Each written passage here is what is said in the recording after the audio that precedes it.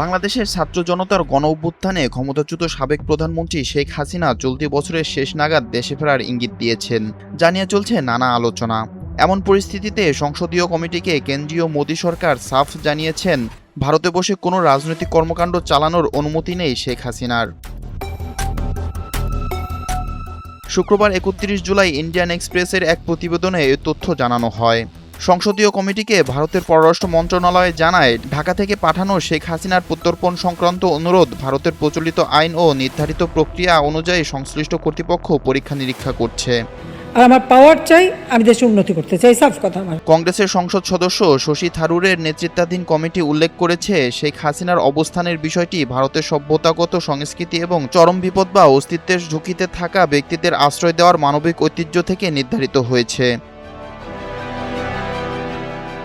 Committee পর্যবেক্ষণে বলেছে, এই ধরনের মানবিক বিবেচনা দেখানোর পাশাপাশি ভারত কঠোরভাবে এই নীতি মেনে চলেছে যে তার ভূখণ্ড ব্যবহার করে অন্য কোনো দেশের বিরুদ্ধে কোনো রাজনৈতিক কার্যক্রম পরিচালনা করা যাবে না। ভারত বাংলাদেশ সম্পর্কের ভবিষ্যৎ শীর্ষক সর্বশেষ প্রতিবেদনে সংসদীয় কমিটির সুপারিশে উল্লেখ করা হয়েছে, সরকার যেন মানবিক ও নীতিনিষ্ঠ অবস্থান বজায় রাখে এবং এ ধরনের সংবেদনশীল পরিস্থিতি সতর্কতার সঙ্গে পরিচালনা করে।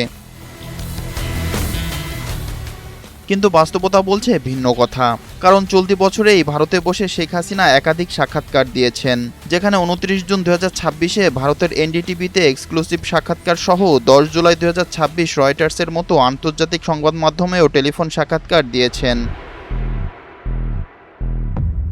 এছাড়া আগের বছর নভেম্বর 2025-এ ইন্ডিয়া টুডে শেখ হাসিনার এক্সক্লুসিভ সাক্ষাৎকার নিয়েছে।